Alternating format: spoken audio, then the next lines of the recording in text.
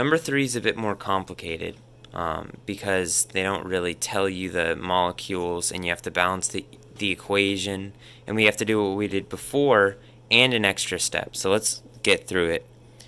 So number 3, first of all, it says aluminum sulfide reacts with water and produces aluminum hydroxide and hydrosulfuric acid. I'm going to save us the time. So aluminum sulfide is Al2S3, and of course water is H2O, and it's going to produce aluminum hydroxide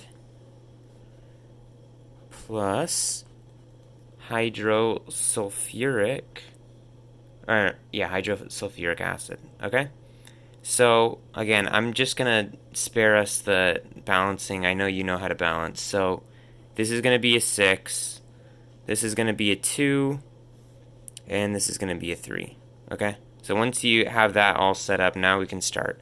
So we have 316 grams of aluminum sulfide times 1 mole over its molecular weight, which is 150.144 grams, times 2 aluminum hydroxide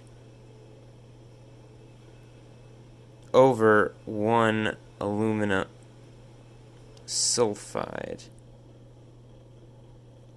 So remember these ratios. And then that gets us to 4.21 moles of aluminum hydroxide, right? Because that's what we're looking for. And just to make sure you remember this and this, to cross out to have that here. And then we're going to have 493 grams of H2O, right? Times 1 over its molar mass, which is 18.015. And then, remember here, it's 2 to 6. So 2 aluminum hydroxide to 6 H2O, okay? And then that'll get us to about, I wrote on my other paper, 9.122 moles of aluminum hydroxide. And then, of course, all we care about is whatever the lower number is. So we know that H2O is the excess reactant because it produces more. So what we're going to do is we're going to let's see here. We're going to say, oh, that's right, I'm sorry. So we're trying to determine the mass of aluminum hydroxide. So what we're going to do is multiply, I'm sorry, so we don't have to do that step that we did before. So all we have to do is the 4.21 moles of aluminum hydroxide,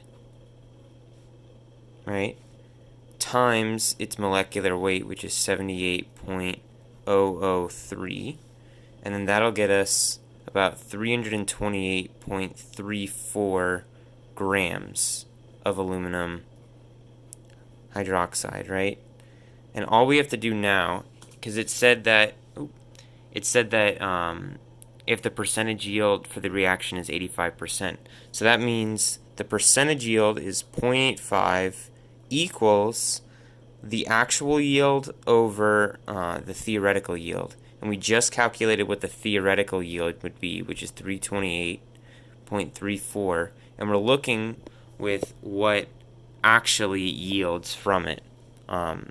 So all we'd have to do is multiply both sides by 328.34, and we would get approximately 279.1 grams of aluminum hydroxide if we're just talking about an 85% percentage yield.